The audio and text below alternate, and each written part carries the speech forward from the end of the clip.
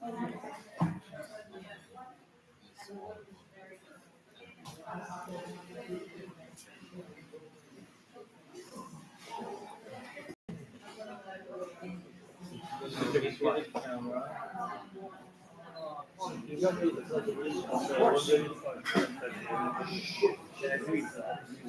the flag.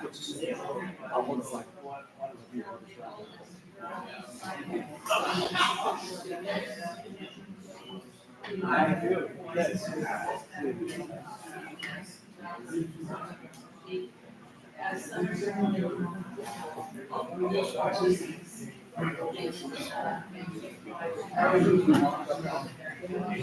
$7.55. We're gonna go outside. See if the press. 7:55 and 7:25. 55.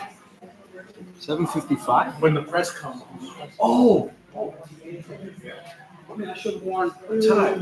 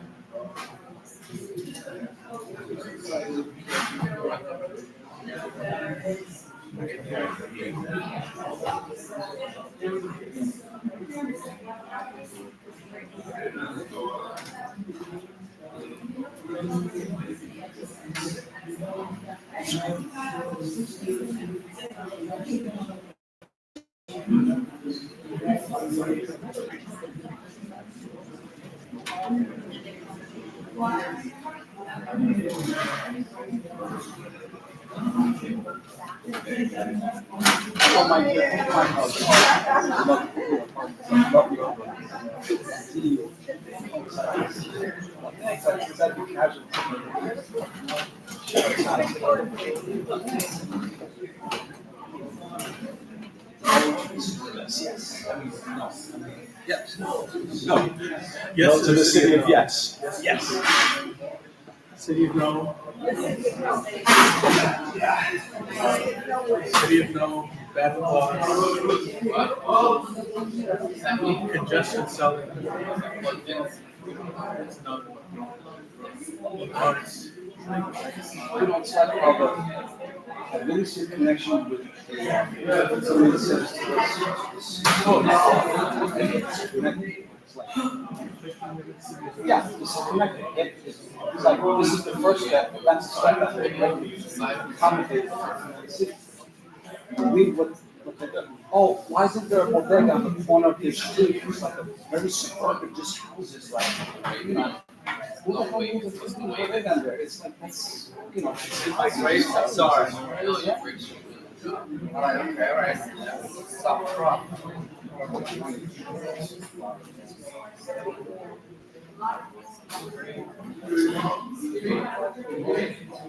Yeah.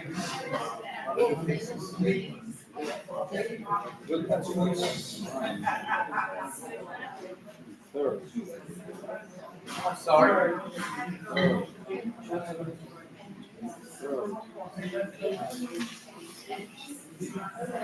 All right, Charlie, what are we doing? I'm running. Just finish this. I'll tell you right now. I'll bring the whole thing. I'll change this whole situation. There you go. Just put myself here. Yeah, that was nice at that time, right? Yes. And the Schacht team really got to so much.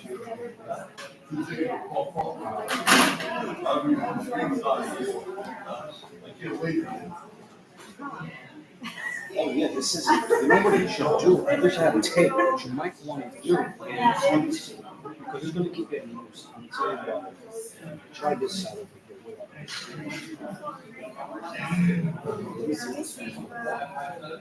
How we do this is tie it. Not yet, I'll go get that shot. See, now I'm gonna get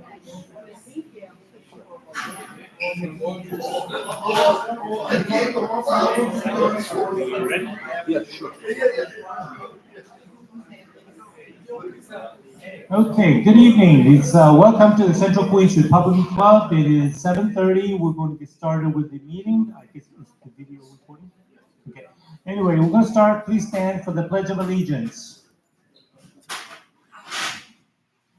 Let us now honor our flag.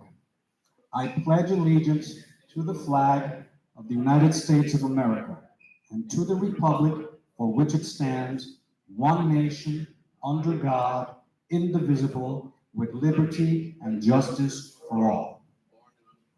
Thank you very much. And we have the reading of the mission statement. Jim Strohorn.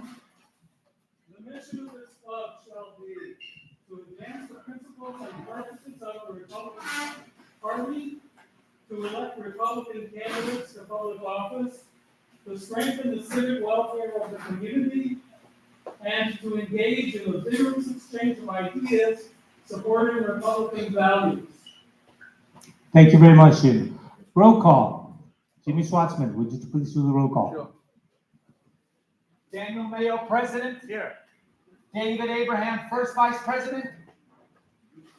Kathy Lally, Second Vice President. Titzel Levy, Third Vice President. David Kemp, Recording Secretary. Isaiah Vega, Corresponding Secretary. Carol Crone, Financial Secretary. Arakadios Tomaszewski, Treasurer. Okay, he's here. James Schwartzman, Sergeant of Arms, here. Martha Rowan, Chairman of the Board. Okay, Board of Directors. Ruben Diario Cruz. Joel Solomon. Catherine Donnelly. Craig Tyson. Vic Starsky. Phil McManus. Juan Pagan. Here. Zili Chow. Gerard Lally. Emily Zhang. Stephen Weiner. Jim Strohorn. Here. Steve Spear. Emma Mitska. And Stan Norwood. Thank you very much. And for the reading of the minutes of our July 18th meeting, would you please do the honor, Jimmy? Yeah.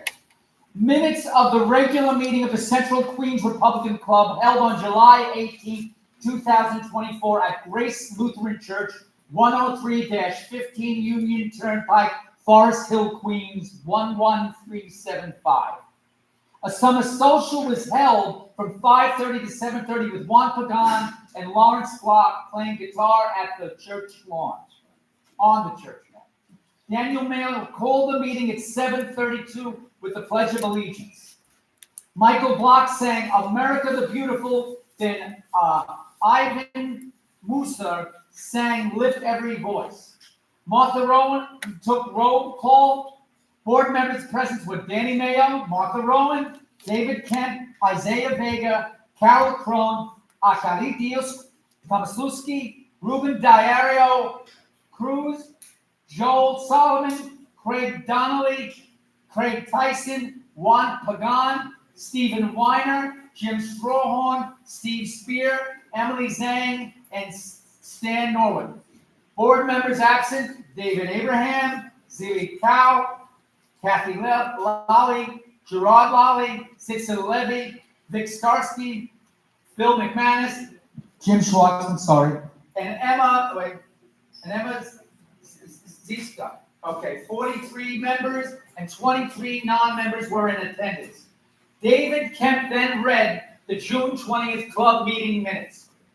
George Stein made a correction to the minutes. Steve Spear made a motion to approve the minutes as amended. Martha Rowan seconded the motion. The minutes were adopted.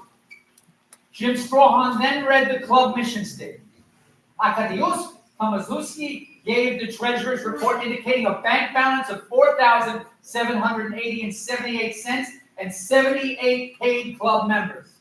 He also asked members to enter into the 50-50 raffle to win books and tomatoes.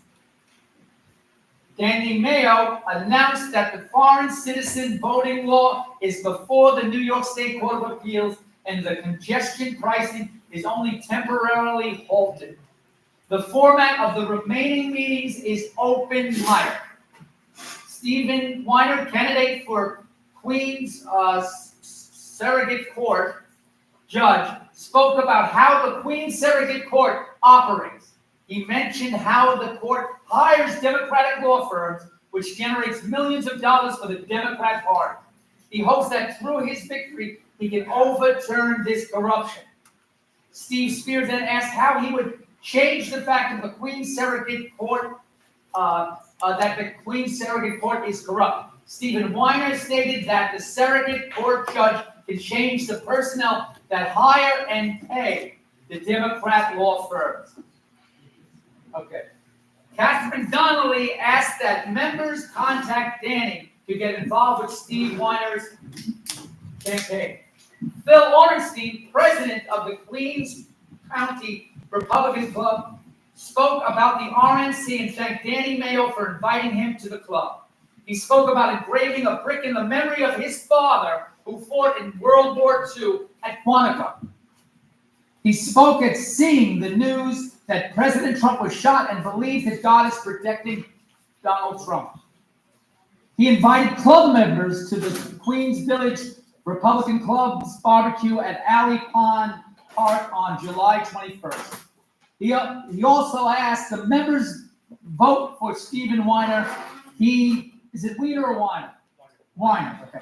He also invited members to the American Conservative Arts at Astoria Park in August. Ivan Mosop mentioned that his father also served in the Pacific and that he is a never-Trumper. Ivan Mosop spoke about the rise of e-scooters and e-bikes and their negative environmental impact. He called for the regulation of these e-scooters and e-bikes. A club member spoke about how the Department of Transportation refused to regulate e-bikes. George Stein spoke about how community boards are being ignored by the city government. Helen Q, candidate for State Assembly District 65, started her speech by saying she loved the Central Queens GOP. She spoke about being sued and kicked off the Republican Party line by her Democratic opponent, Grace Lee. Her opponent also challenged her independent petitions, the Reform Party. The Board of Elections stated that she had enough signatures to stay on the independent party line, but her opponent still sued her. She finally got on the ballot with 3 signatures over the requirement. Helen Q spoke out against her opponent's support for legalizing prostitution and the Don't Hire Hate bill. Lastly, she spoke about Democratic support for transgender transitions and surgery without parental notification. She invited members to a hot pot fundraiser in Chinatown. Anton Trapman asked how she was thrown off the ballot. Her son David stated that Grace Lee burned through all her campaign money suing Helen Q, and the Manhattan GOP discouraged them from fighting back. Helen Q stated she now has the Manhattan GOP support and now needs our help to win. Misab Uddin Mahmood, candidate for State Assembly District 24, stated that he is running to bring back fairness, equality, and justice. He asked that members help him in his campaign. He is running against David Weprin on the People First line. Juan Pagan spoke about his 3rd grade teacher leading the Pledge of Allegiance, singing patriotic songs, and praying in school. He spoke about how, over time, his school never gave the Pledge of Allegiance, sang My Country 'Tis of Thee, or had school uniforms. He read a speech from Benjamin Franklin on prayer and God's influence in the affairs of men. He then led with a prayer from Joel Wright and sung America the Beautiful. Phil Grillo and Jonathan Rinaldi then gave a presentation on local politics. Phil Grillo spoke about how his January 6th sentencing had been postponed because the Supreme Court's Fisher versus United States ruling. They spoke about how Han Cohn to allegedly forge signatures to get on the party line. Jonathan Rinaldi presented evidence of forged signatures and stated that every candidate that got on the ballot using the forged signatures are complicit in crimes. Phil Grillo slated that Brandon Castro and Steve Weiner had gotten their signatures legitimately. Jonathan Rinaldi is proposing a town hall meeting at the Central Queens GOP Club to get the word out on the City of Yes. He also gave the presentation on the City of Yes. George Stein then started yelling, saying that Rinaldi was lying about the Queens GOP and Zamit. Jonathan Rinaldi stated that this club needs to start reaching out to the community. Jim Strawhorn spoke about the more perfect union section of the Constitution. He researched the words and found that perfect stood for mature. He stated that the purpose of the Constitution is to produce a more mature union, that the Articles of Confederation, not to produce a perfect union. Jim Strawhorn also spoke about how the president is required by the Constitution to take care that the law be faithfully executed. Kenneth Jr., age 8, then came up to speak about his support for Donald Trump. He stated that he supports Trump for his support for families, equal opportunity, and his ability to dodge bullets. He also asked that people support his mother, Ying Tan. Arkadiusz Kamaszewski briefly spoke about the definition of perfect in a more perfect union. Brendan Castro, candidate for the State Assembly, District 30, stated that he, in his 24 years young, running in the Mascot, Woodside, and Elmhurst area. He stated that he felt the need to run because change needs to happen now. He spoke against the rise in crime and prostitution in his community. He stated that the greatest struggle is that the public do not know who the candidates are or who their current representative is. He feels that Republican candidates can win in this election cycle. Jonathan Rinaldi asked that Castro to work with him and to ignore the county GOP. Castro stated that he has to run as if he is 20 points behind because he does not have the funding that Democrats have. David Rem spoke about how Republicans need to win this election or we lose the city, the state, and the county. He spoke about squatting in the city and how homeowners are being destroyed by Democrat laws. He told members not to rent out their homes in the city. The meeting ended at 9:32 p.m. Some members stayed to watch President Donald Trump's acceptance speech broadcasted live from the Republican National Convention in Milwaukee. The speech ended just after midnight. Thank you very much. Bravo! Good job.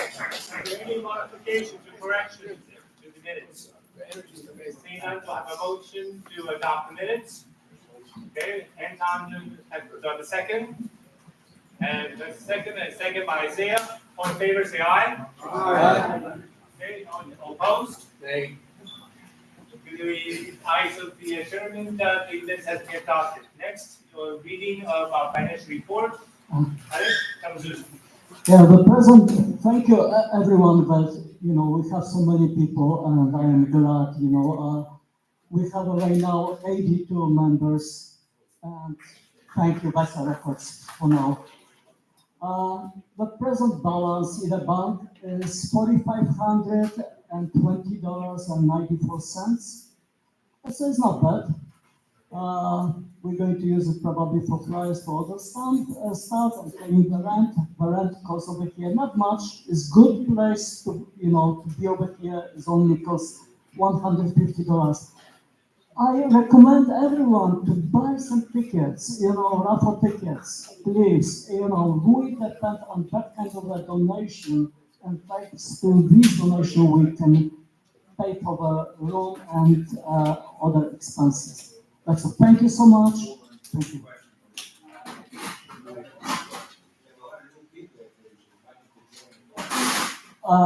First of all, I would like to say hello and thank you for those people who came first time, because we have today new people who came over here for first time, and I hope you guys are going to become the new members, and thank you one more time for coming to our club. Thank you. Thank you very much, Ed. Next, we're going to go on to our sort of old business issues we have been following. Is basically local law 11, the non-citizen voting. There's no movement at the Board of Appeals currently. There's also congestion pricing. We know that's just a matter of when they're going to reactivate in what form. We'll certainly keep you up to date with that. Something that we thought we won, but we've lost again, is the New York, what they call the Equal Rights Amendment, or the Proposition 1. It's going to be changing the New York State Constitution, specifically Section 11. Currently, we have 4 within the Constitution categories of rights that are protected. Those are basically race, creed, and what they're going to do in the amendment is they're going to add 12 more. Okay, from abortion, certain gender identity, and we're going to give you more information as it progresses. It just doesn't quite make sense. It's going to cost a lot. What they call equal rights is not exactly equal rights at all. Okay. Let's see. We're going to go to the announcement sections. Let's see. There's some people. Joe Skirtle, are you here today? Okay. Since this in the announcement section of the club, there we sort of let people to make whatever announcement they like. Oh, Elena just came in. Would you like to talk about the Equal Rights Amendment, Proposition 1, since she's very much involved in it? Yeah, you want to come up? I'll say a few words. Okay. Please do. She is the president of the Queens chapter, Mother for Liberty.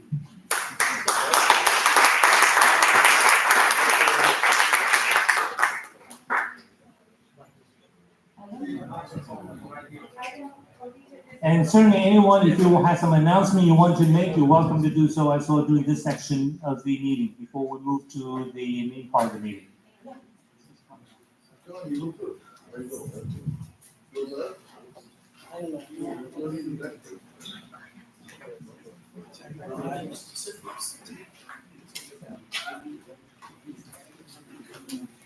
Thank you, everyone. Just a few words about the ERA. We're urging people to vote no because they're calling it an Equal Rights Amendment and we're calling it a Parent Replacement Act. The law is it's very vague, it's very broad, it's open to a lot of different interpretations. Okay, they're adding many more protected categories of people, but the ones that aren't included are the parents. If Prop 1 passes, what will happen is children probably will be able to consent to whatever medical treatment that they want without a parent's consent, without a parent's knowledge. They will be able to be treated, and this will be on the Constitution. So parents have no recourse. They can't fight it. They can't sue.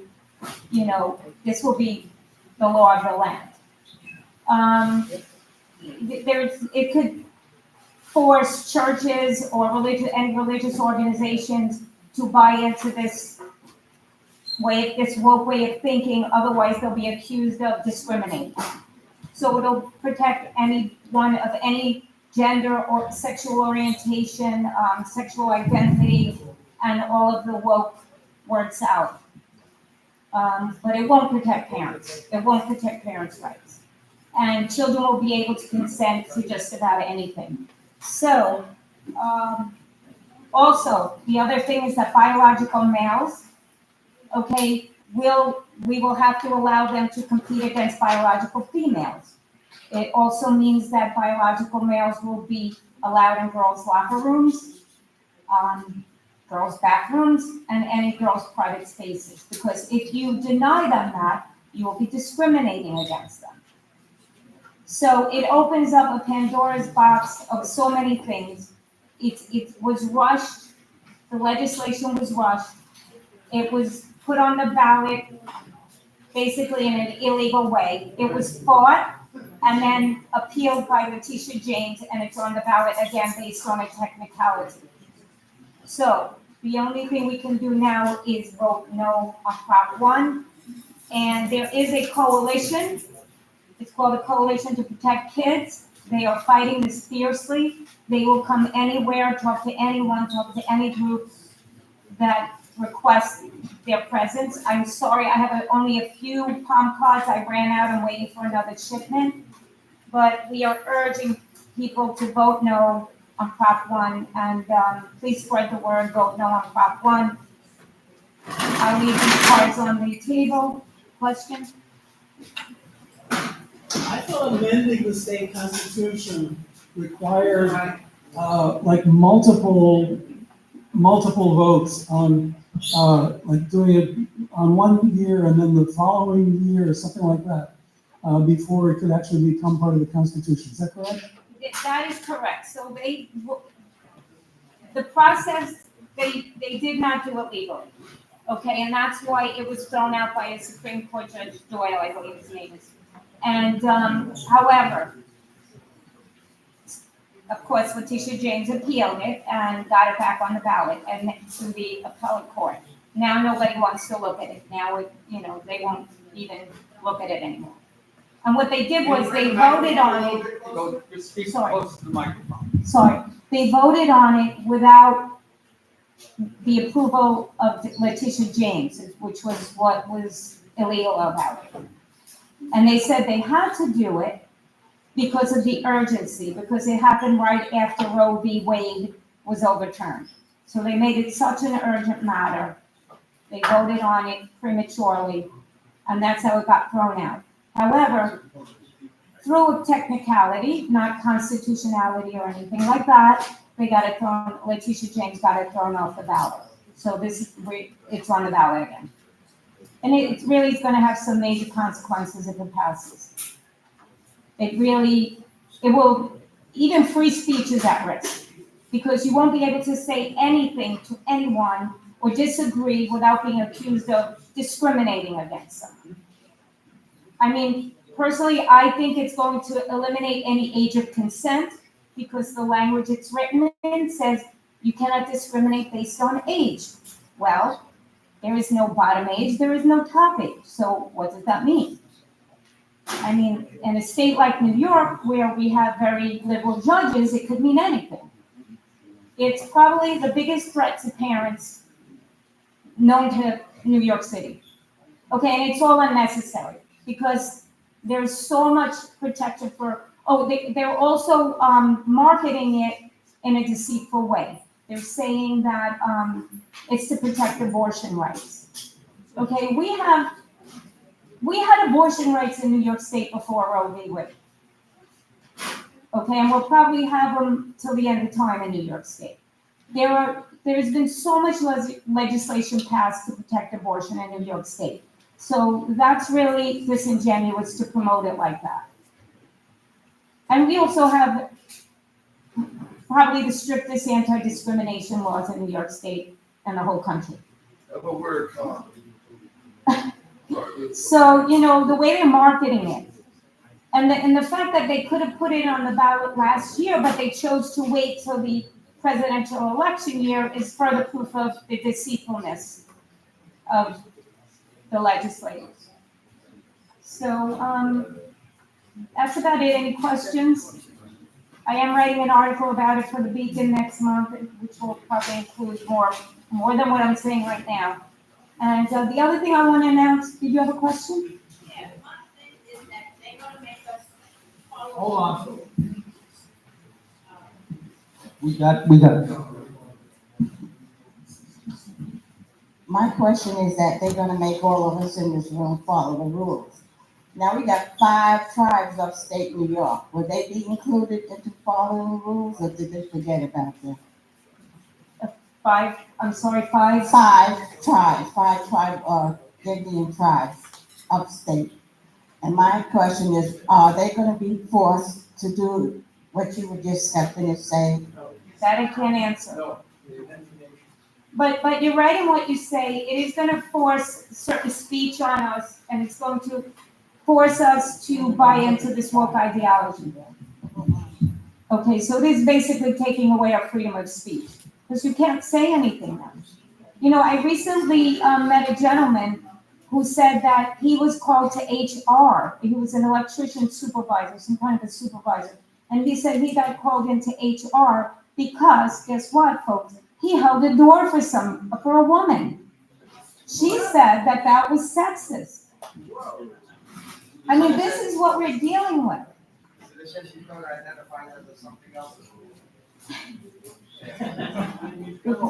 So, you know, this is what we're dealing with. This is the can of. People be quiet a little bit. I can hear you, and it's trouble with people here. So please. This is the can of worms. So anything and everything will be discrimination. We won't be able to even breathe because of litigation and more litigation. And maybe we should just not talk to each other. I don't know. I don't know what their end game is, but I think they want to make us all a little crazy. So please tell everyone you know, vote no, go to Coalition to Protect Kids. We're partnering, Moms for Liberty is partnering with them and trying to get the word out. There was a letter that went to the Catholic priests recently, also finally getting them to buy into Prop 1, because finally they're recognizing that this might take away religious freedom as well, because the wording of the law, it's worded in a way that no organization or entity can override for any reason, you know, these anti-discrimination policies. So your religious beliefs, none of that is going to matter. Yeah.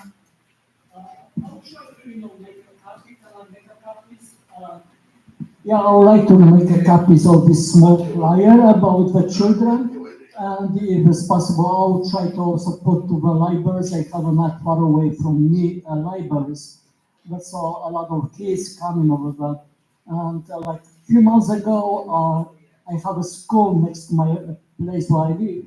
The kids scream for Trump. So I love it. We love Trump, they scream it. And they see, you know, the posters from my fans hanging about Trump. That's how they scream like, oh, we love Trump, we love Trump, we love Trump. It was lovely. That's all that kind of stuff. I'll make a copy. In my neighborhood, I'll put, you know, Please, in my thank iPad. Thank you, that would be great. And yes, Other people can do it, would be wonderful too. I have to agree, don't rule out the kids, because every young person I talk to, it's a lot easier to talk to the young people, and they really want to hear what you have to say. Much more so than the older people that are very set in their ways. So I you know, finding that a little easier to talk to young people. Also, much to our surprise, Danny, I'll share one more thing. We went to the Queens Village. At Queens Village, we're going to the different parks. And on Sunday, we were in Cunningham Park. Susie, Mark, what was it? How was that? I mean, it was awesome. People came up to us. People thanked us. Nobody assaulted us. Now, we had conversations with everybody everywhere, from everywhere, of every color. And it was really remarkable. So, like, please, you know, it's easy to listen to the media and get downhearted, but we're seeing a lot of different stuff out on the street with the young people. You know, we're seeing amazing stuff. I mean, this is 2 parks we've been in now, Alley Pond and Cunningham, and we're getting great response from everybody. So, you know, we go out there, I take these, we have conversations. Yesterday we were at Shea Stadium, and we were taking a picture and everybody was yelling, Trump 24, and people jumped in the picture with us. So it's hopeful, I'm hopeful. I'm very hopeful. But one thing is you make it about the kids, when you bring it about the kids, people are much more willing to listen. Forget the other issues, that's what I'm finding, it's much easier to listen to, when it's about the kids. Okay, one more thing is, you might have seen the flyer coming around. On September 7th at America First Warehouse, we are having a Moms for Liberty event, we're calling it Reclaim Our Children.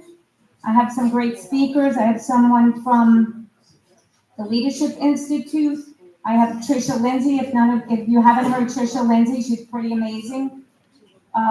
Nicholas Giordano, many of you might know him, he's also amazing. We're gonna have music, we're gonna have food, the Coalition to Protect Kids will be there, and also Save Our Schools. So if you can, it's a fundraiser and an event to educate, to unify, and to empower parents, and also to unite Queens parents with Long Island parents.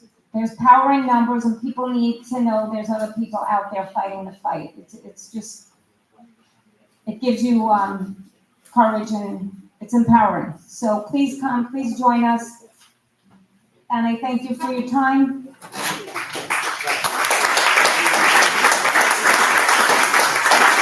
Thank you very much. President of the Moms for Liberty Club, Queens. For those who want to see the actual law that's going to be changed, I'm going to leave this copy on the front so you see what the current Bill of Rights in New York State is and what it will be if it's passed. So from, as I mentioned, from 4 categories to 12 plus 4, 16 categories. Okay, next speaker, let's see, next announcement, Bill Schacht. He'd like to talk about his, climate? No, it's more than climate. Let me explain. Go ahead. Okay, climate, we know all about. Yeah. Unaccustomed as I am, I want to thank all you people individually because of what you're doing. This is the way democracy works.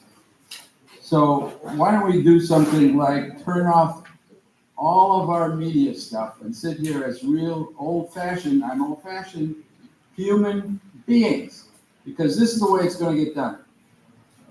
Let me go. I came in late. I suddenly realized a half an hour ago, oh my God, it's in the basement now. So I don't know how much time I have, but let me tell you what I've been doing. The last 12 years, out of pocket, I've been working to do the right thing, and that's as far as it goes, in the Rockaways. The Rockaways, as you recall, back in 2012 went underwater. Several people were either gone or had to leave, et cetera, et cetera. In the dark for days, the neighbors were ripping them off. Can you speak into the microphone? This thing here. Yeah, just make sure. I'm unaccustomed. This is not a modern technology. I know. I'm just going like this. Hello, guys. Hi. Okay, you can hear me, right? Yeah. I know you can hear me. So I'm old. I wasn't this old 12 years ago when I went out there. And we're still trying to get from the city of New York a formal, recognizable diagram. I'm an architect, urban designer, evacuation route. We don't have it. It's 12 years later. I could have done it in a half an hour. I could have put it on every multifamily lobby. I'm here to talk about the overzoning and the way the city has been in chaos since the COVID. After the COVID, when we were all hiding with great fear, and thank God we here all, I can assume, are survivors, right? There's no one propped up here like an old straw dog. 20 boosters later, we're good. We're good. It only took 20. Some of our friends did not make it. My advisor in college was one of the first to go from CUNY. A great loss. And every one of those humans was a great loss. But we learned a terrible lesson because of this. And here we were fighting about, is a mask going to be infringing upon my freedom, or am I going to maybe be able to breathe a little bit more secure at night? I don't know. I went out to the Rockaways for 2 simple things. Okay, everyone listening, it's very simple. I did resiliency, I'm still doing it, and I have an announcement for a couple of weeks after Labor Day. But I went out there for resiliency. Very learned people said, that's a conundrum. What's a conundrum? Someone said, oh, it's climate change. You're right. You look up in the sky and say, forget about it. And about the water that might be going up and down a little bit, forget about it. But we brought us there, guys. We brought us there. Gals and guys, okay? I'm sorry. This is addressed for all the people here. Just people, just citizens. The people in the Rockaways were called underserved coastal community. 130,000. They're at the bottom of the totem pole. And they, as they say, what rolls downhill, that's where it ends up. And why does it roll downhill? Because that's where we put all our stuff. I'm looking at a site right now that's a 10-figure site, properly redeveloped. 10 figures means it's worth just construction over $1 billion. And 2 or 3 years ago, I presented the fact to State Senator Sanders. As you know, he's very big in Southeast Queens. And I promised him, I have the diagrams in the car because we did them 10 years ago. I showed him this is going to provide 1,000 new jobs. What? Hello, I'm making noise. What? And I can prove it. It's very simple. We get that yo-yo that had the yo-yo interview with Donald. And by the way, Donald was a client of mine, so everyone pay attention. My boss did Trump Tower. And when I entered into that equation, Donald was not paying his bills, and his executive secretary said, we don't have time anymore. We're all working on 2 jobs. And guess what that was? That's exactly when he went into show business. My point is one word. I can't take too much time. I appreciate it.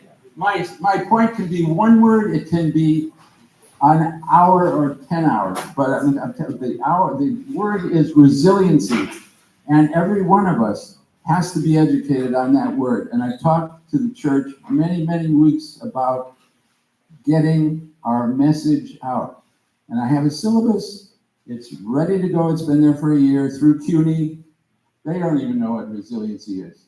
So we're going to be the first guys to know about what is resiliency. It's very simple. You look back, but you go forward. You don't go anywhere else, but you go forward. What does that mean? That's up to you. But you don't dress like an Indian anymore, like I did when I was a kid in the Midwest. My point is this, and then I'll get out of the way. Overzoning is bad. Don't do it. We're already overpopulated. That has nothing to do about who's living here, the 100 different countries.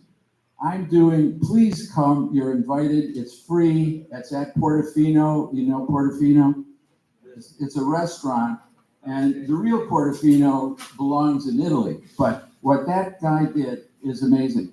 So he's offering us a fundraiser. Any comments are welcome, by the way. You don't have to.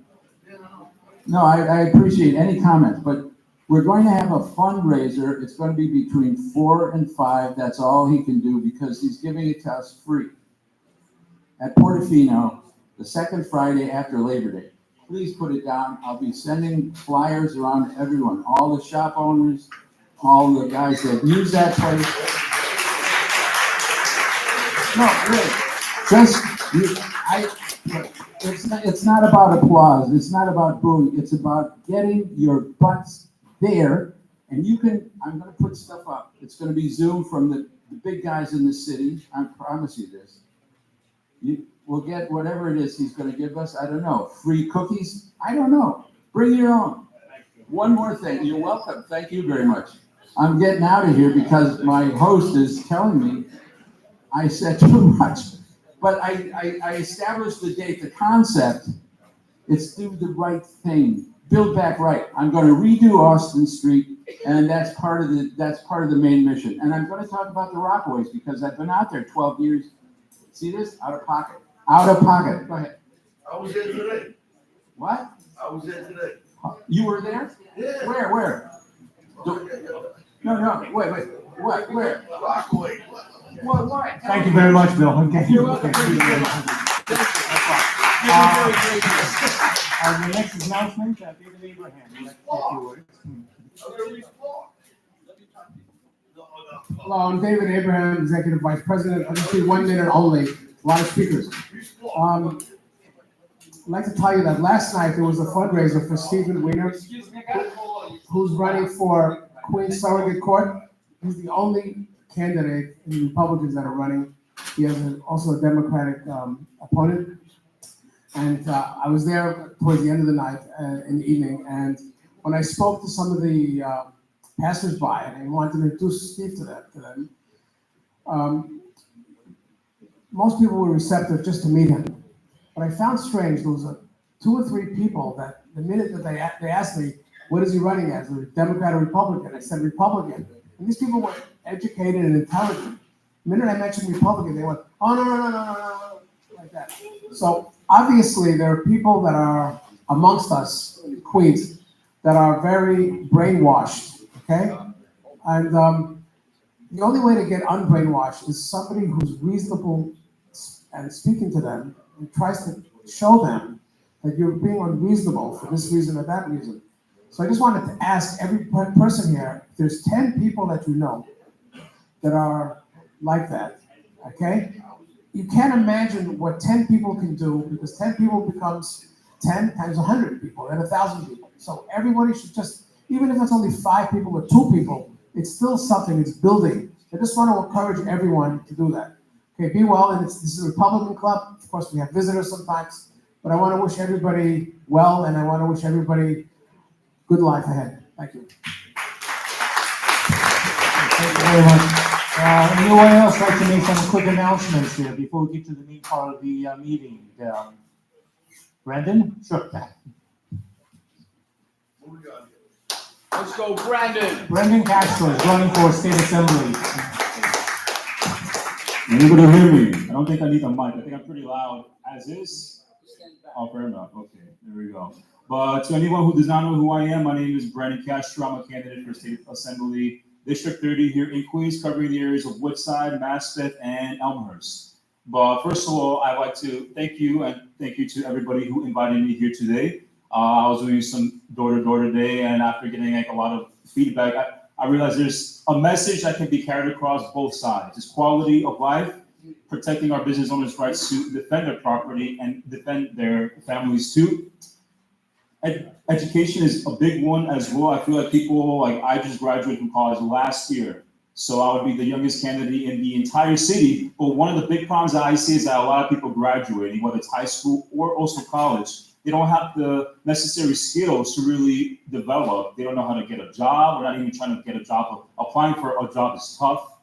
They don't have the necessary skills to really contribute to the rest of our economies. And that's become a very, very big problem. I see that we've had a lack of balance and dialogue in this city for a long time. And this last 2 months, we've been putting in a lot of work. I've seen a lot of familiar faces here too. And I've been everywhere. I've tried to be as everywhere as much as humanly possible. But one thing, today we're talking about the city of yes. And that's become a big problem. A lot of our communities are not able to sustain those large apartment complexes, or if they're quote unquote affordable housing, which there's no real guarantee that's going to be affordable housing.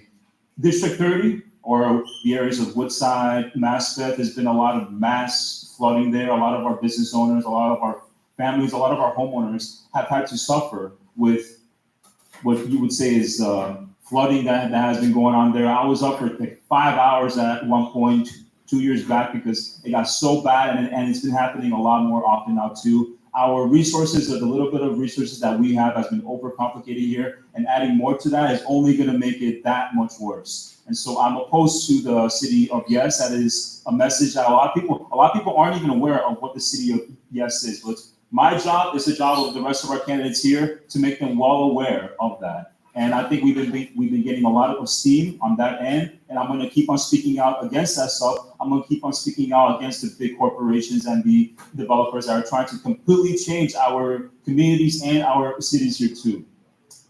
Last thing, I'm having a birthday fundraiser next week, August 20th. I have invited City Council member Robert Holden, who's also going to be speaking there. I invited mayoral candidate Curtis Lewa, who's also slated to come. It's happening in the Beer Keeper in Woodside. We're going to be getting a massive turnout there. We're making history there. We just started putting fires up there 2 weeks ago. They've been taking a couple of them down, but I'm going back up there. I don't care. So if you guys want to be a part of that, I encourage all of you to come. Follow me online. Please come next week, August 20th, 7 p.m., the Beer Keeper, Woodside, New York. We're going to make history this year. We have a very good slate of candidates, and that's about it pretty much. So I hope you enjoy the rest of the night.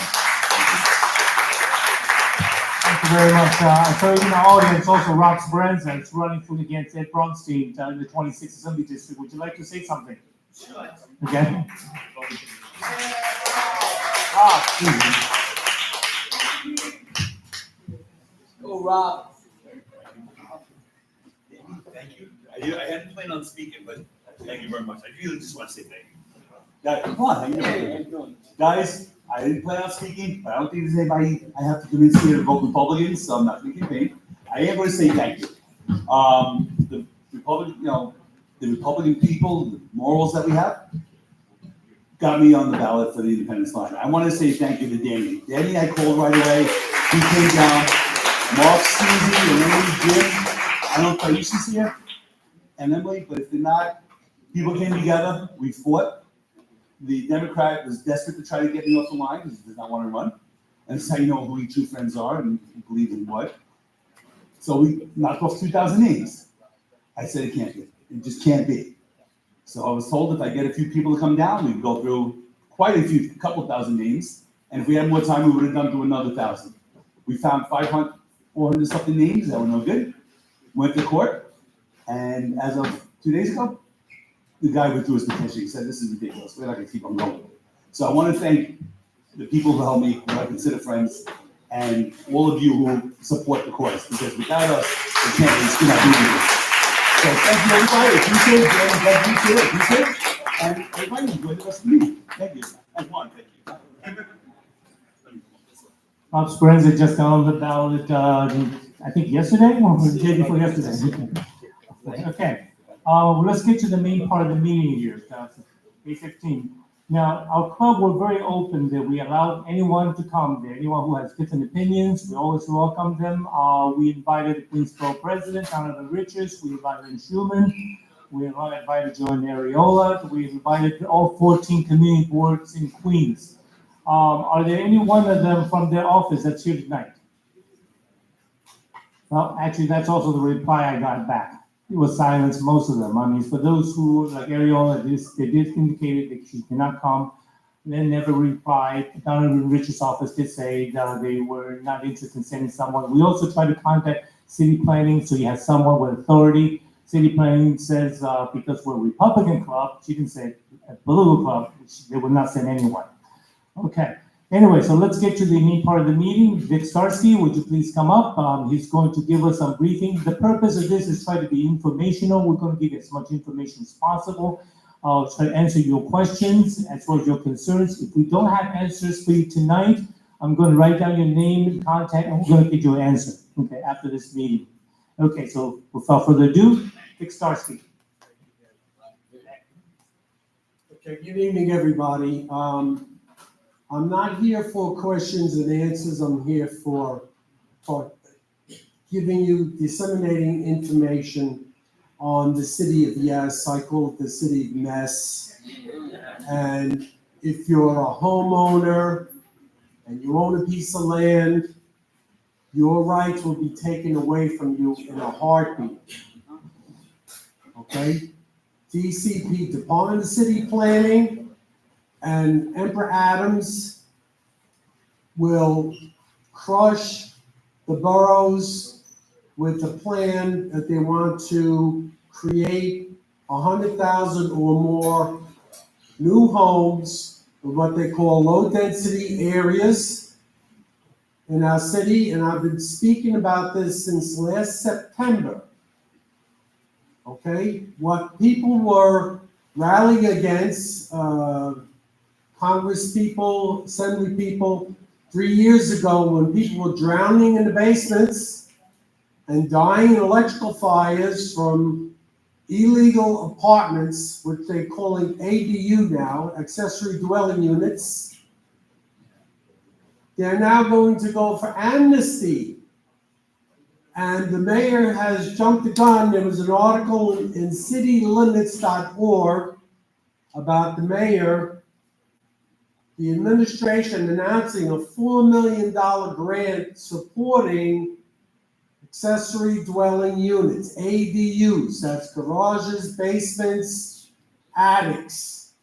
Now, what they're not telling the people, and I've been telling people to do your homework, because once this third part passes, the green program was passed, that's quite all right. The second one, which is deadly, and it dovetails its economic opportunity with the last one, which is the housing opportunity. Economic opportunity gives the zoning rights to put agricultural grow houses and residential units in the building. So they're making residential space and commercial space mixed in. So it's going to dovetail. Agricultural grow house. You know they're not going to be growing lettuce. Okay? And I consider myself a well-educated person. Fertilizer, fumes, poisons, chemicals does not mix in a residential building. Yeah, yes, it's not going to be growing bean sprouts. That's correct.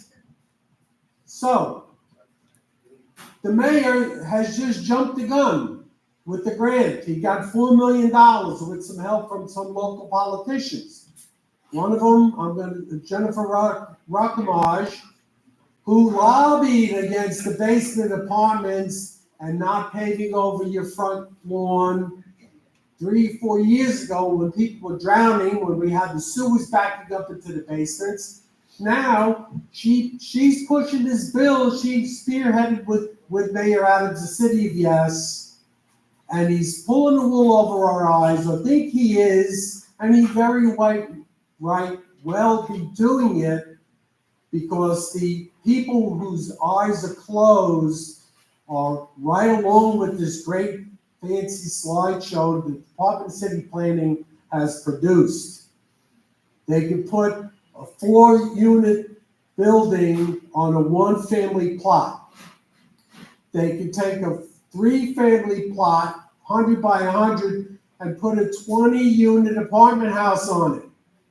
No mandatory parking. And I've been saying this over the last year. I cannot emphasize more that we have to vote no. Okay?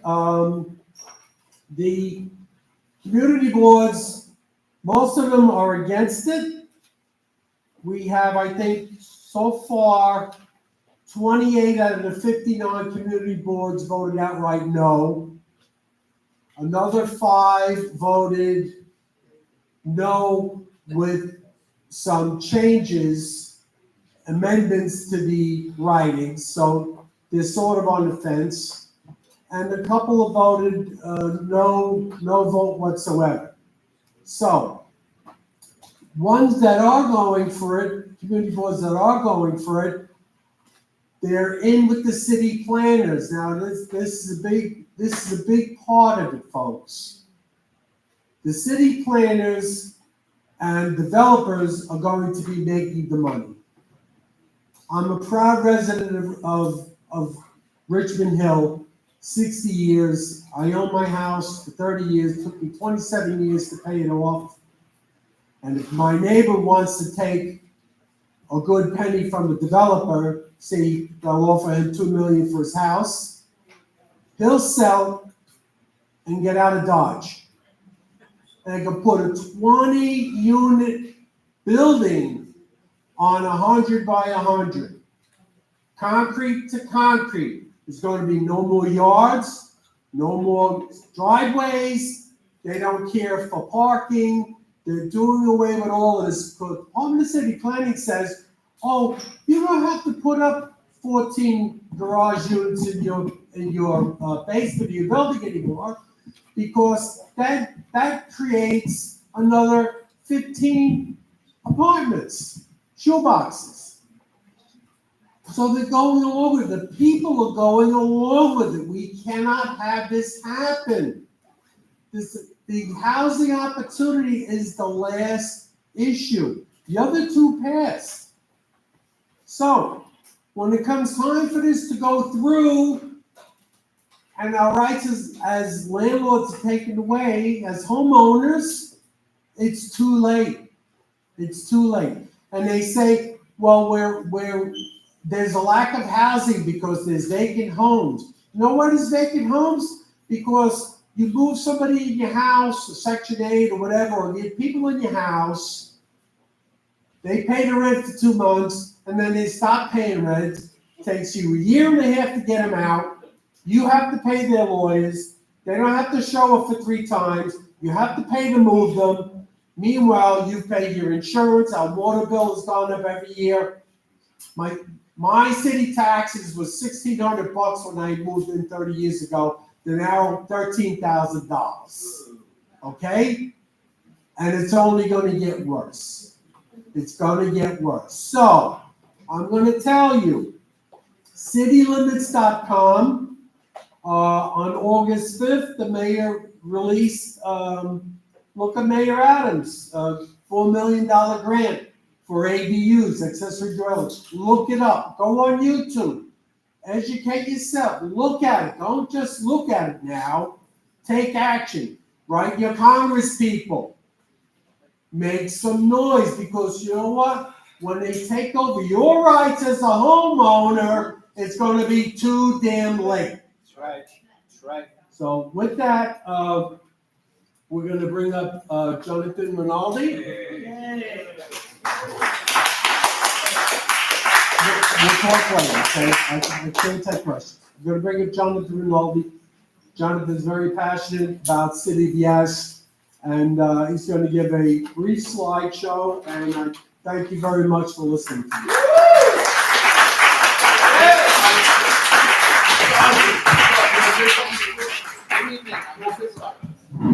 I gotta move this out the way. This ain't my style. I can't deal with this over here. All right, here we go. You've been waiting for this? Basically, I'm going to explain this to you as easily as possible. It's extremely complicated. I'm going to let you know what the city's actually going to do, because I got my own slideshow to explain what the city's been trying to do to us. They've been lying to us. So we're going to say no to the City of Yes. 100%. All right, just real quick, I'm going to talk about myself. I'm the candidate for State Assembly in the 28th Assembly District. I'm on 3 lines. I'm on the Republican, the We the People, and the Truth line, which, mind you, I got on by myself without the endorsement of the Republican Party, because it's about party, not policy, and we have to take the city back by ourselves. I got a bachelor's in architecture of the City College of New York that's up in Harlem. I'm a First Amendment auditor. I go to the offices of all the public servants, I ask them questions, and I demand by our right that they have to answer us whatever it is that we ask, because they forgot that they work for us. We don't work for them. I ran for city council in 2023, which I lost, but I learned a lot. Go ahead, we'll go next. All right, there's a gap between the community and our elected officials that needs to be addressed. The City of Yes is 2/3 passed. There's 3 parts. Okay, everybody, there's 3 parts. 2 of them have passed. The last is the housing opportunity, which I'm going to discuss. The city council is going to vote by the end of 2024, and this right here is a call to action. All right, so the overview. This is what I'm going to talk to you about. I'm going to explain the first part, which is the carbon neutrality, which was passed on December 2023. The second part is the economic opportunity, passed 2024. The third part is the housing opportunity, which I'm going to discuss. Now, I want you to understand, the last part of this meeting, Every single last one of you is going to take out your phones, and we're going to send a FOIL request. I'm going to teach you how to address our public servants because they are required by law to answer us in 5 business days. I have a template that you're going to follow. You're going to be able to email right here today, and you're going to see the power of the individual. Okay, the city of Yes is a surge in the population. Queens is taking the largest share of migrants into the shelters set up. It's a powder keg. I'm putting references on here, which you can have, but the New York Post wrote, the migrant surge in New York City, where are we putting these people? They're all in the shelters, in the hurt sites. Yeah, we have a housing opportunity, but for who? Who's the housing opportunity for? That's what we need to understand. All right, here we go. The population per the Census Bureau is 8 million people, plus or minus, right? The New York City vacancy rate, as per the city, is 1.41% citywide. That's 126,000. We have over 200,000 migrants. Okay, of course we have a housing problem. And I'm tired of these politicians and these people trying to gaslight us and pretend that we don't know what the problem is and why we need all this housing. And what is the city of Yes? Okay, because it's very nuanced and complicated. But I'm going to explain it to you so that every single last one of you is going to walk out of this meeting and you're going to be able to explain it to your neighbors and your friends because it's all over the place, but I'm going to put it in a way that everyone's going to understand what it is. We have the carbon neutrality, the economic opportunity, and the housing. 3 parts, okay? 2 have passed, housing at the end of the year. Okay, I want you to understand that the city of Yes did not happen in a vacuum. Okay, there's many different aspects of the city of Yes that we have to understand. I'm going to get into the weeds a little bit. It's going to be it's complicated, but we just have to try to understand. Local Law 97, that's an energy standard law that was passed where any building 25,000 square feet or larger has to comply with energy standards. So if you would live in a co-op, right? If you have a co-op, right? They already made us change the boilers from oil to gas. Now they're going to make you change from gas to electric. Who's paying for that?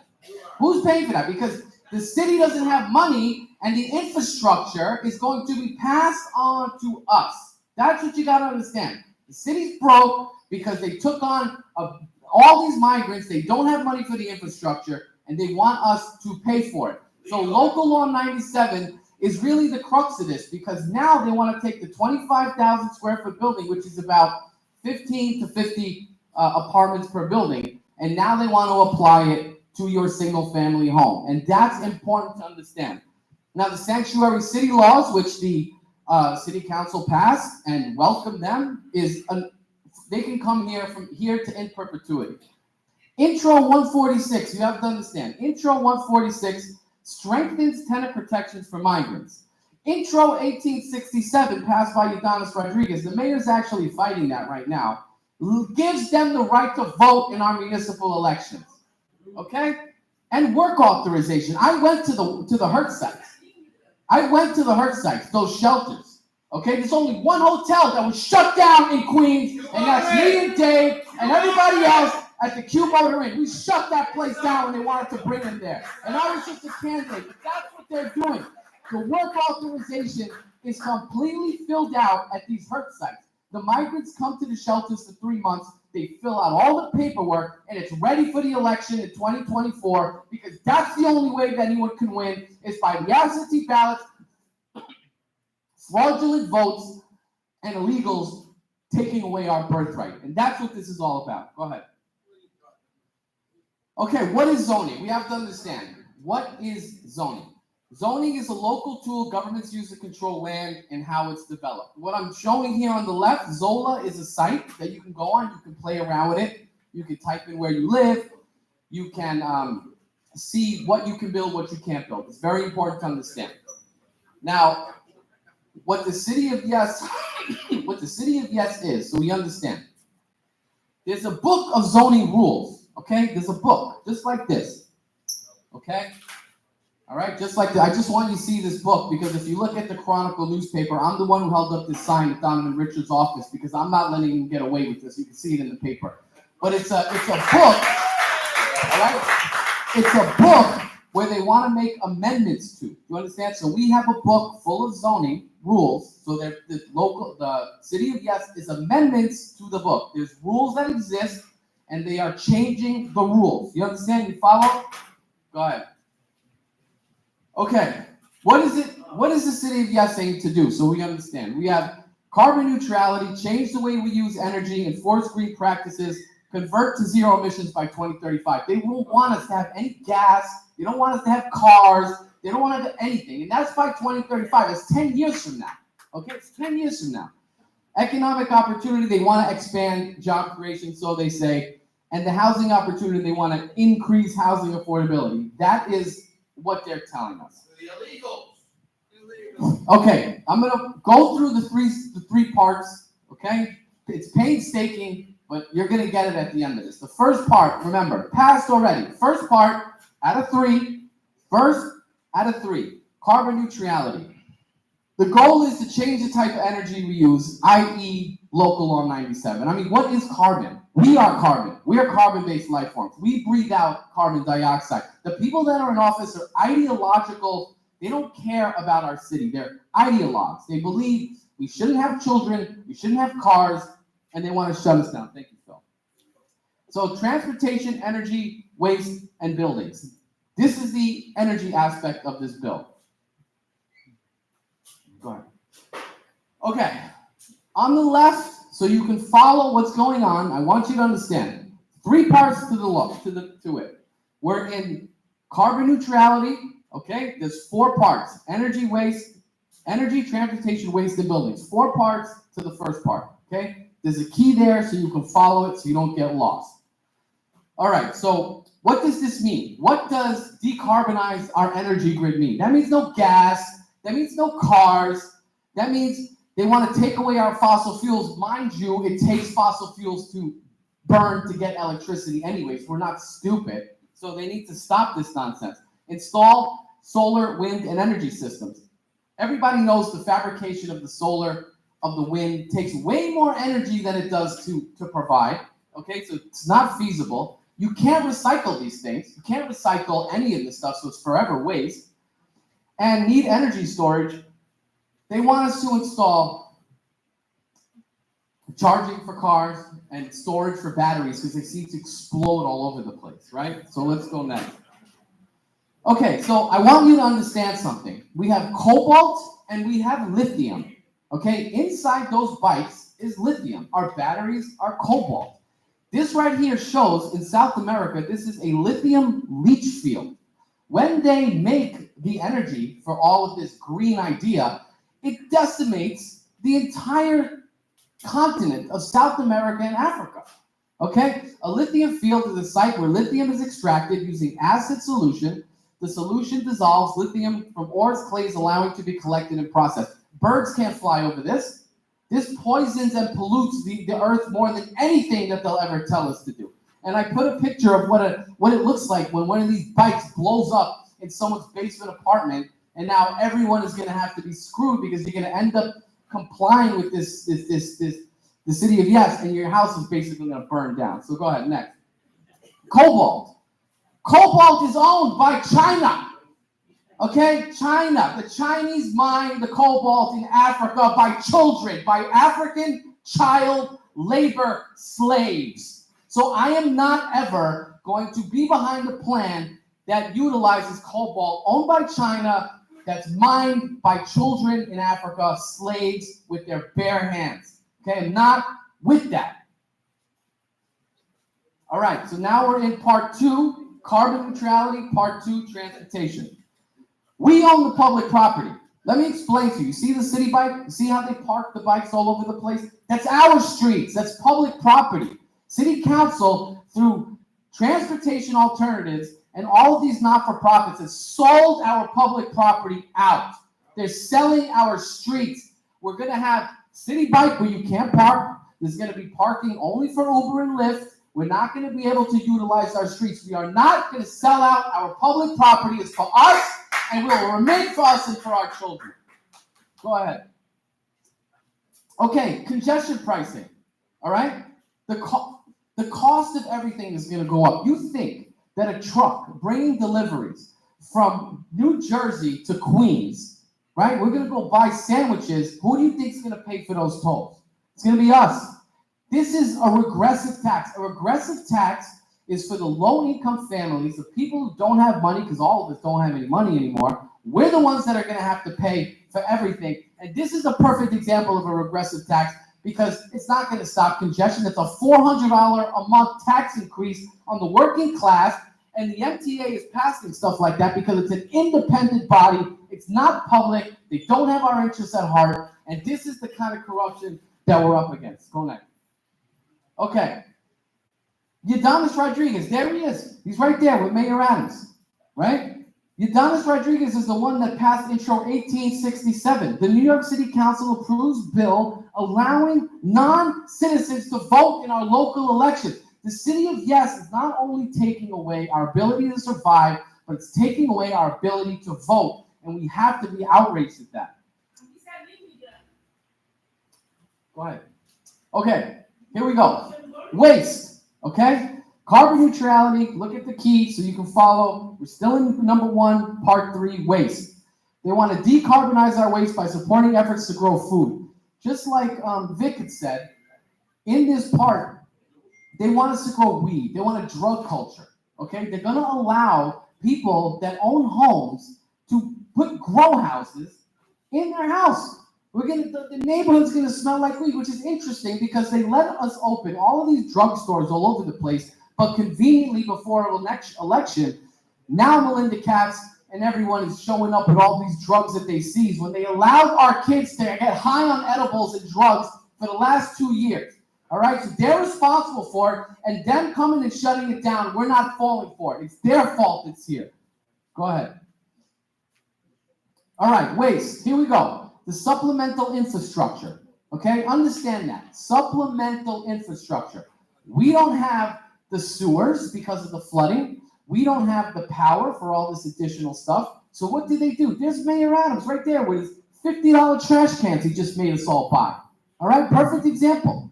You see right here, support efforts to collect rainwater. Why do you think they need us to collect rainwater? Because there's no sewers. So we're supposed to put the infrastructure on our homes, on our bill, on our dime, right? This is the stuff that they're trying to get us to do. Go ahead. Okay, now we're on City of Yes, 1.4 buildings. It's all part of the Climate Mobilization Act. There's a bunch of laws, local laws that are part of this. Green roofs, all that stuff, local law 97. All this is part of the Mobilization Act. So here's basically the crux of this. And I'm going to touch on it later. But once you take the city's money, you have to now comply with the energy standards. Okay, that's what it is. It's the infrastructure. Well, it's on the next slide. Don't worry, I'm getting there. All right, local law 97. Okay, real quick, enacted in 2019. Compliance is set to start already this year. Next year, we're going to have to be paying fines. All right, that's just the reality of it. They want to convert from gas to electric. It's passed by the city council and signed into law by Mayor de Blasio. I linked all of the local laws right there, which are part of the mobilization, right there. 84, 88, 32, you can look them up, take a picture. Go ahead. All right, here's a perfect example of a building that's Park Lane South over there, right? So you get an idea of what a 25,000 square foot building looks like. Okay, that's what it looks like. It's 30 to 40 smaller apartments, or it could be 25 to 50, 25 larger apartments. But that is the energy right now the buildings have to comply with, but they didn't really do it for all the single family homes. Well, guess what? The City of Yes is now going to make us all comply with this activist agenda of cutting off all our carbon, which is nonsense. Go ahead. All right, now we're in part 2. It's been passed. It's the economic opportunity. All right. Again, I want to make sure that you understand, so I'm going to drill it into you. This is what it's about. Local Law 97, Sanctuary City Laws, Intro 146, 1867, and the work authorization. Remember this again and again and again. Go ahead. Okay, we have 4 goals for the City of Yes. I'm going to I'm gonna go through these quick. Just go ahead, you can skip this one. Okay, make it easier for businesses to find space and grow. Okay, this is part one of economic opportunity. Go to the next slide. This is basically what it looks like. Okay, you got illegal aliens turning open air markets with stolen stuff. They go to Home Depot, they go to Rite Aid, they go and steal everything, and they're letting space to grow. Where they're gonna put blankets outside like they do on Roosevelt Avenue, and that's what they want to do. They want to let illegal vendors. You got open air prostitution at Roosevelt Avenue. Go over there. Go over there, and you'll see what they want to turn our neighborhoods into. You got the illegal vendors. Those ices that are in the park, right, that you're going to buy, you know where they store that stuff? They store that stuff in the back of a car. It's got black mold. It's disgusting, okay? It's illegal vendors that they're going to allow to run all the way our city without any of the compliance or any of the stuff that all the business owners that we have to do. Go ahead.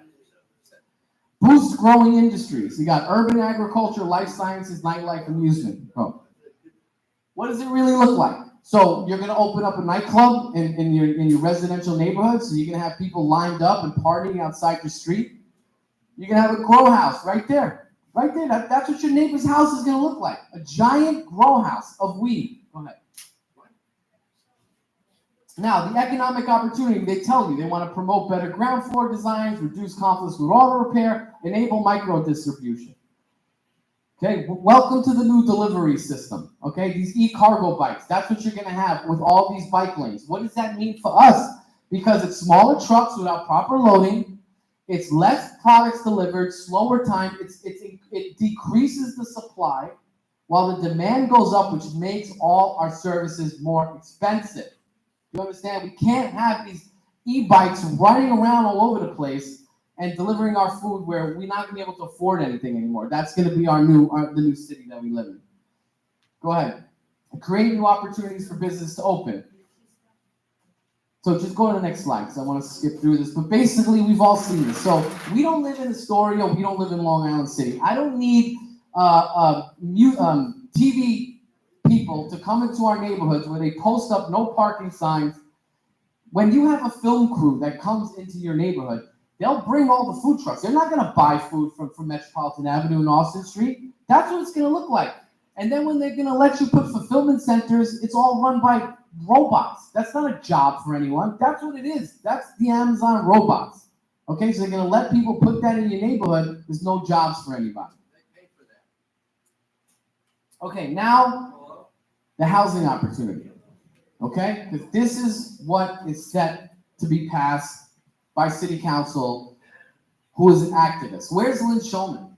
Okay, where are all these people that we all supposedly voted for? They flawed the city, yes. Right? Where are all these people? Go ahead.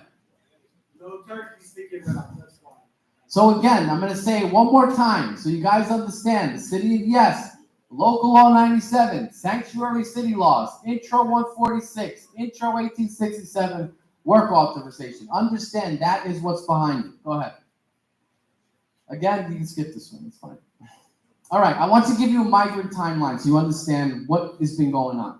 All right. In 2022, New York City starts seeing a surge in migrants. July, Adams declares a state of emergency and begins setting up emergency shelters. In January of 2023, they enforced the right to shelter law. Then the city opens additional shelters and partners with nonprofits and religious organizations for migrant services.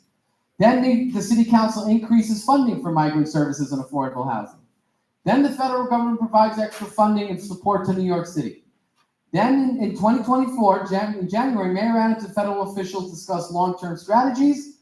And then in June, New York City launches programs for migrant job training and community integration. But the thing you have to understand is these people didn't just show up here. Okay, this is sinister. I have transcripts from City Council where they knew about these people were coming years ago. They had given what's up, man? What's your problem? I got a question for you. All right, I'm not answering questions. You're gonna listen. All right, listen. Why don't you give out some facts for later on? You want to come give your board speech before? Go ahead. Talk to me about Texas. Where that come from? Respect it. All right, here we go. New York City's response plan. Wait. He's speaking, and he is a Shut your mouth. We're here for that meeting. Please, Shut your mouth. have time to ask questions. Do not interrupt. No, I'm sergeant of arms, and I'm ordering you then, or I'll ask you to leave. Yes, I got you. Okay, so let him speak. Stop pointing at him. Castro. Wait, stop. I'm asking you to let him speak. All right, anyways, the City of Yes's response plan to address the migrant crisis. That's pretty much what this is. It's a response plan to address the migrant crisis. Go ahead. We don't need this slide. Let's go to the next one. All right. I want to just talk real quick on what the sanctuary city law is, because I want you to understand what is the sanctuary city law. It limits cooperation with federal immigration authorities to protect undocumented immigrants. It doesn't assist ICE. It ensures all residents, regardless of immigration status, can access the city services. It prevents city agencies from sharing immigration status, and it aims to build trust and allow residents to report crimes and seek help without fear of deportation. That's the state of our city. Go ahead. Okay, what is affordable housing? This is a very important part. I know this is long. I know it's hard to understand, but we got to power through this so you understand what it is. We have Section 9, which is public housing. Section 9 is the project. Section 9 is Pominock. It's Ravenswood houses. That is the public housing for us, for the social services, for the people that live here. The people that live in Section 9 cannot take that voucher and move into a different building, okay? That's why they created the Section 8 voucher. But the Section 8 vouchers do not cover utilities.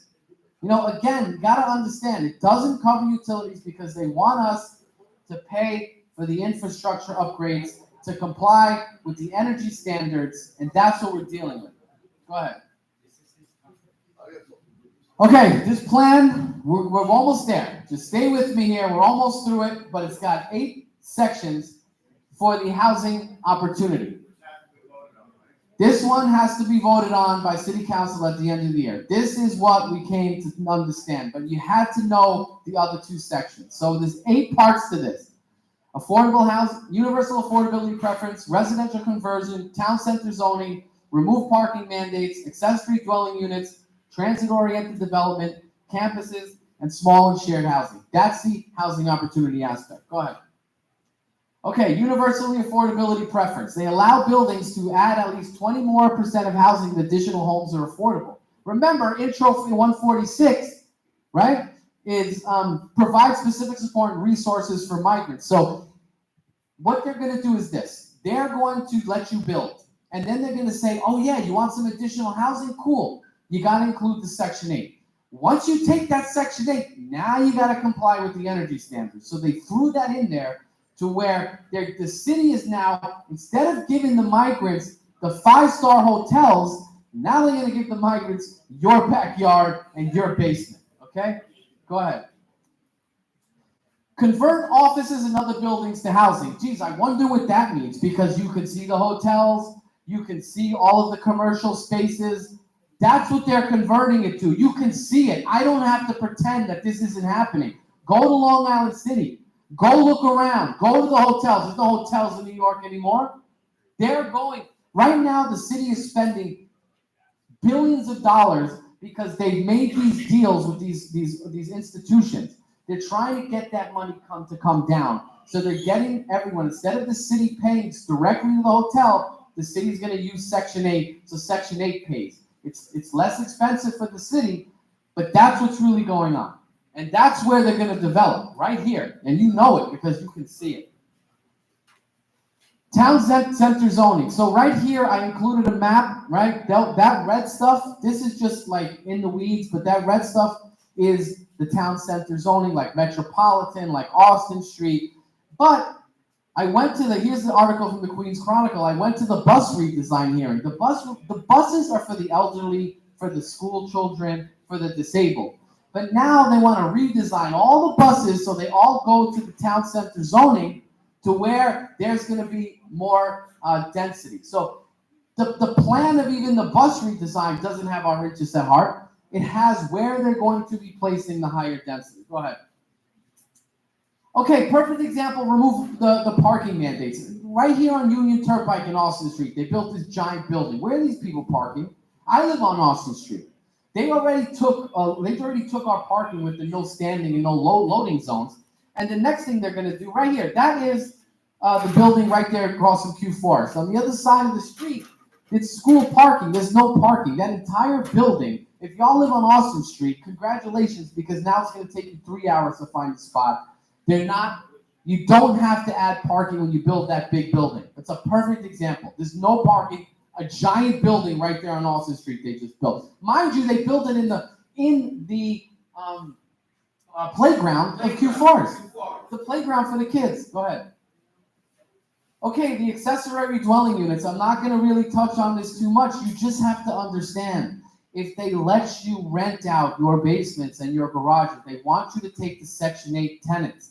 But once you touch the Section 8, now you have to comply with the energy standards. Now you have to change your gas, your stove to electric. Now you got to change your boiler. You think, oh, mind you, when you go to build a garage, you got to put plumbing and electric. Who's paying for that?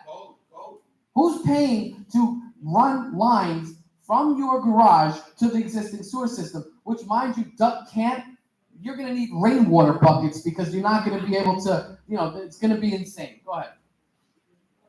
All right, transit-oriented. I put this slide here for a purpose, for everyone that lives in the gardens, okay? Because I speak to people in the gardens, and they're like, oh, that stuff's not going to affect me. Well, according to the map, it's the end of preservation, because that whole section that you see right there, where they're going to allow 3 to 5 story buildings, guess what? That's in the gardens. So y'all have to wake up. You're not protected. You're not protected. The zoning is what determines what you can build. Okay? So if you think that because you live in a nice Tudor-style neighborhood, well, it's not going to be Tudor-style anymore. I can tell you that right now. Go ahead. Campuses, all right? For those of you that came here from Maspeth, Glendale, you know what that is. That's the church. That's the synagogue they turned into a migrant shelter. Okay? So you want to know what it means to convert campuses? It makes campuses like churches to add new buildings. All right? That's the migrant shelter. That's what they're going to do. Turn all the churches into migrant shelters. Go ahead.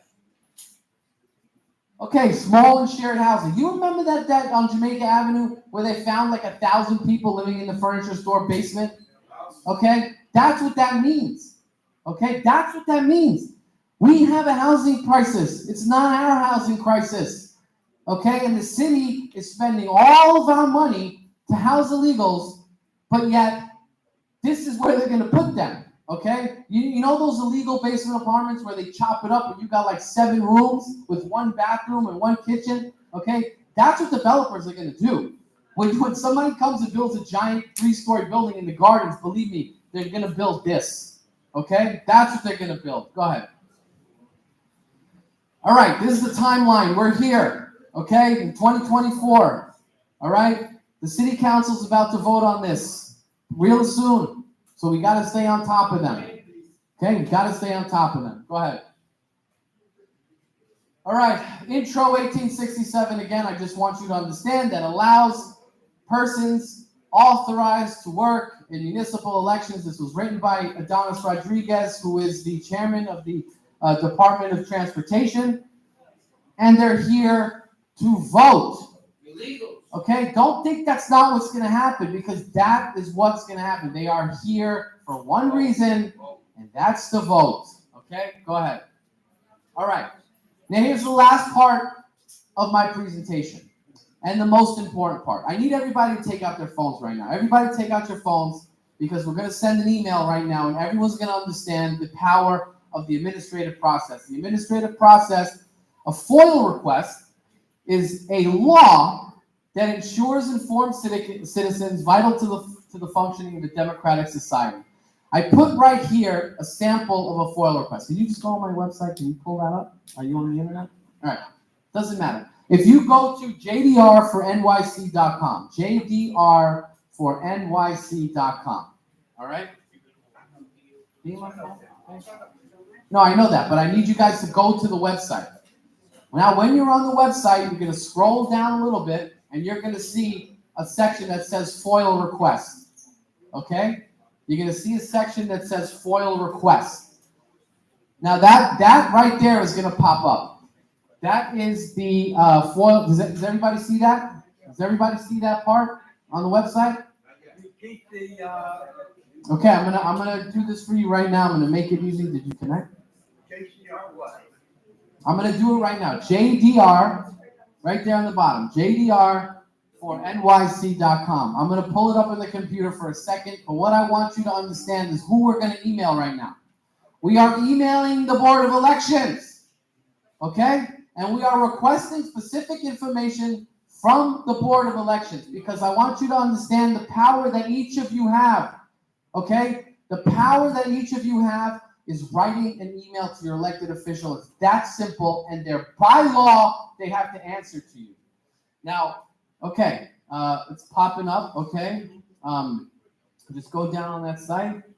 All right, right there. You see that? Freedom of Information Law? You see that right there? Okay, so that email right there, foil@boenyc.gov, just copy that email right now. Just copy it.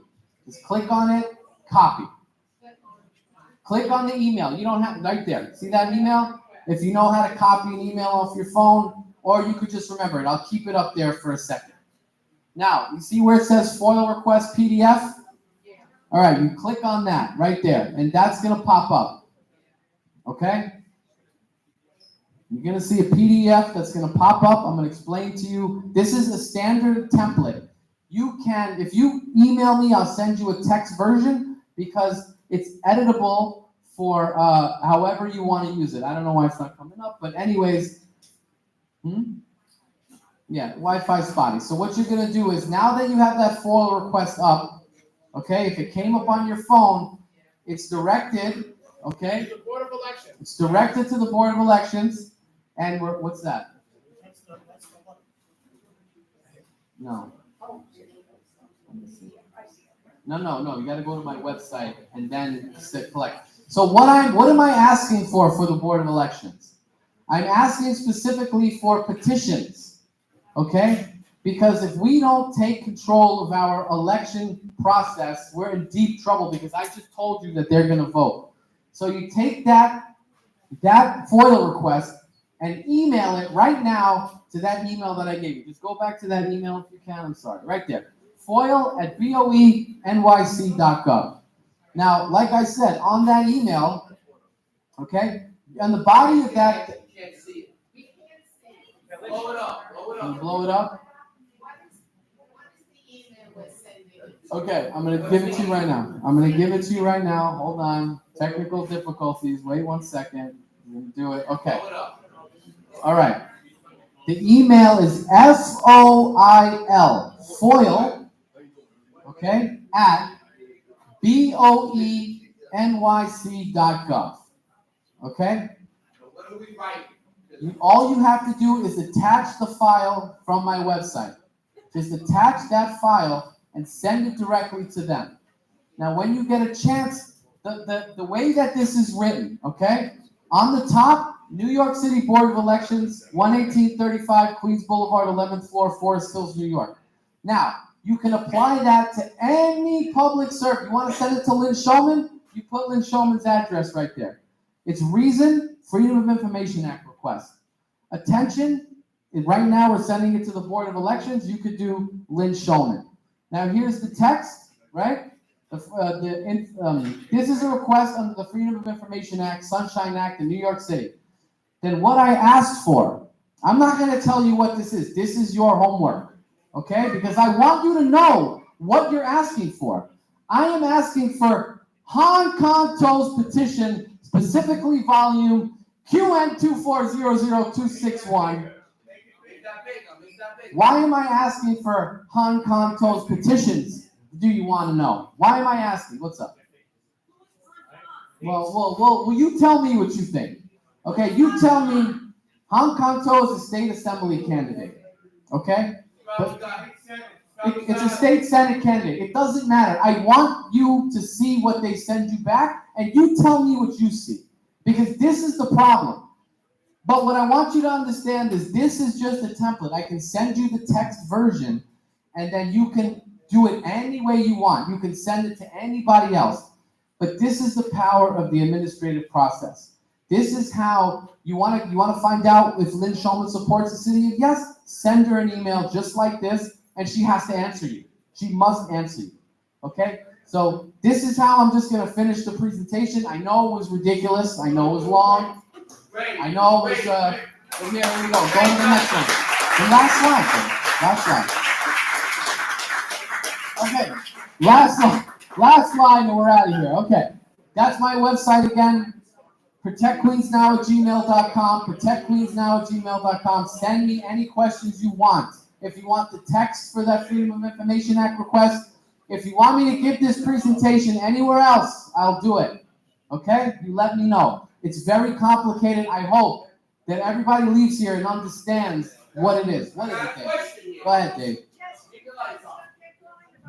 Question is addressed to Rob. Just put FOIL requests. He's the vice president of the Queens GOP. His boss, Anthony Luciano, put his hands on a woman running for New York State Senate. I want you to call Anthony Luciano out. And I already called him out. And I want you to request his resignation. Because you don't put your hands. You don't put your hands on a woman. All right, Dave, let me get questions. Dave, I'm going to answer a question. One second. This was at the GOP convention. Out of control. At the GOP. Look it up. The Queens president, Anthony Luciano, his boss, he's the vice president. And they let this go on. And you don't put your hands on a woman. I was brought up, you don't touch a woman. Does anybody have any questions? Dave, okay. Does anyone have any questions? Okay, so look. Here's one second. I want you to understand something. It's not about sending one email. What we have to do is we have to send an email to every single, you have to go down, you have to find out, okay, who works at Lynn Shulman's office, right? Every single one of them. And just send them as many questions as you want over and over and over again, because what happens is, imagine right now, we got 100 people here, whatever, they just got 100 emails that they now have to answer. You understand the power of that? They're inundated. Tomorrow, they're going to have to answer by law. They're going to come to work tomorrow and be like, Jesus Christ, I just got... You see, that's how we're going to affect change. So it's not just one, it's that easy, but you got to send it to everyone. Everyone. If you email protectqueensnow@gmail.com, I'll send you the text. Anyone else?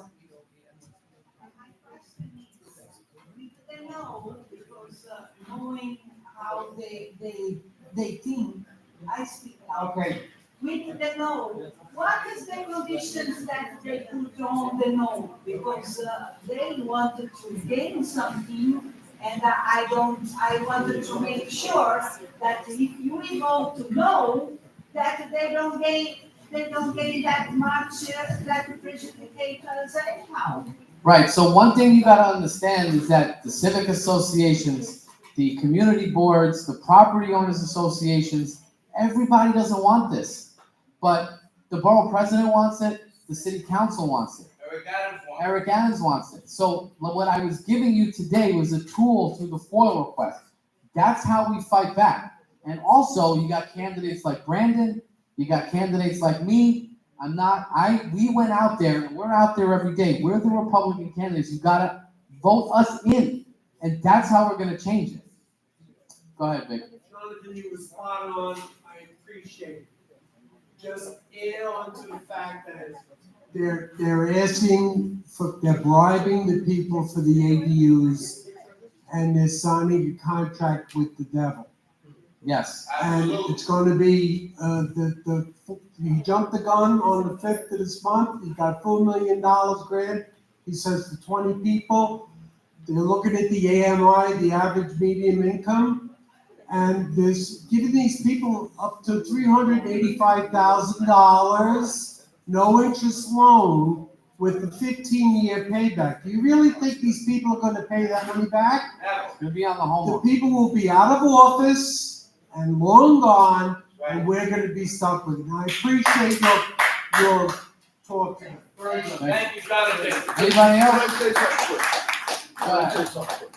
Hello, all my neighbors, but, listen, I lived here 50 years, 72nd Road, all right? Do we have a police present here? You're the police present? No, I'm Sergeant of Arms. Because- My job is to keep order. Yes, we keep order, but we're the police. Okay. I got 4 tires stolen off a car. Okay. I got 5 catalytic converters. We call the police. I got my car rifled every day. The police are not even there, all right? And also, I just want to say, I'm there 50 years. Everybody, all neighbors should get together and know each other and help each other. That's what you got to do. That's what it's all about. The neighborhood is all about doing that.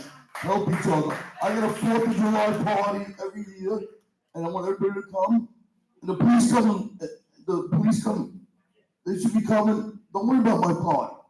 You know, so whatever. I just want everybody to get together. Know your neighbors. You see your neighbors more than you see your family. So, all right. Everybody have a good night. Last thing before I go. I have over here, because I have to, okay? I need everybody to give me $10, all right? Because I'm running for office. I'm not taking money from transportation alternatives and all these people that are pushing the legislation. Please, give me $10. Let me get this thing taken care of so I can actually have something to fight back. Thank you, brother. Appreciate you. All right? Thank you. Let's see, we have with us Peter Kafalis from Queens Voice here. You have certain housing issues, stories. He's here to take your stories, and it's to support our local paper as well. Meantime, are there any other questions you'd like to ask? Mike, go ahead. Oh, let me get the microphone to you. Where are you, Mike?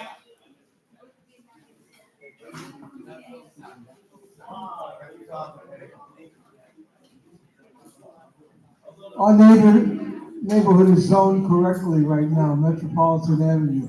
This proposal by the mayor is gonna screw every single neighbor here. Because this is about changing your zoning. And once you lose your zoning, you lose your protection.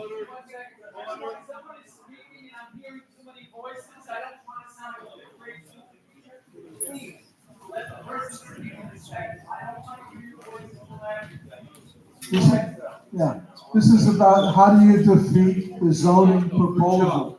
The last half of this is to change your zoning. Your zoning is protected by law. This law will screw every neighbor. How do you stop that? Jonathan, did you hear his question? I'm sorry, I'm so sorry. Mike, what did you say? I'm sorry. How do you stop the proposal? How do you do it? Okay, so. It's a zoning proposal. Yeah, It's so. zoned correctly now. Right, so You here's. have to stop it. Yeah. It's gonna get voted in. Yeah. If we don't, how do you stop it now? Let me tell you something, unfortunately, this is a done deal, okay? There's nothing that we can do about it, but what we have to do, and why I included that last slide, okay, is we have to understand the power of the administrative process.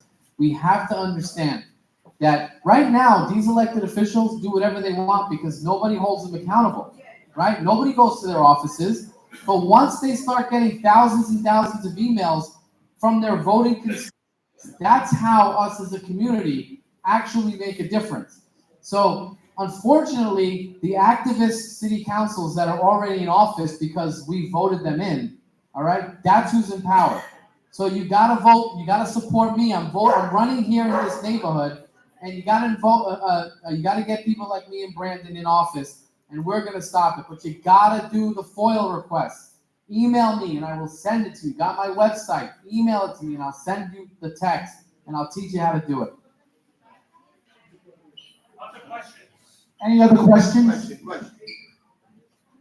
What's up, Dave? You can use this microphone, sir. What's up? I just got a question. So you're saying this is a done deal? So there's nothing that we can do to stop this. But going forward, there is something that we can do to stop this.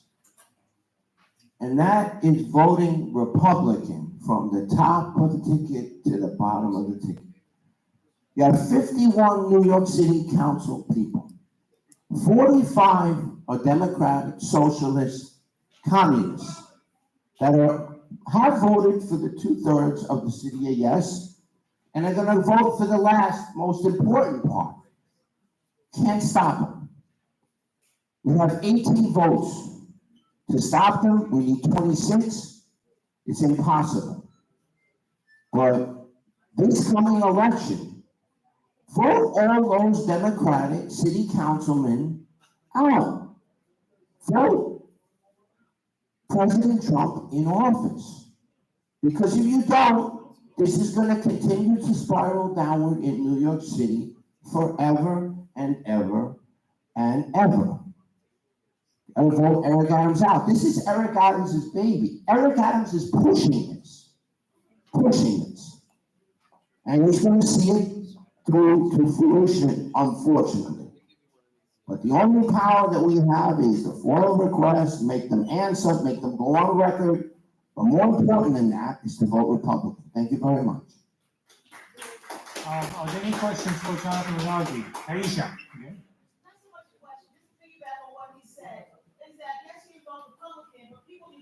Most of these people go unopposed. If you're not willing to run, then you need to find someone else who runs. Obviously, you support all the candidates who are here, but you got to talk people, and it's going to take time in order for people to make a sea change in their mind that they can make a difference and vote and run for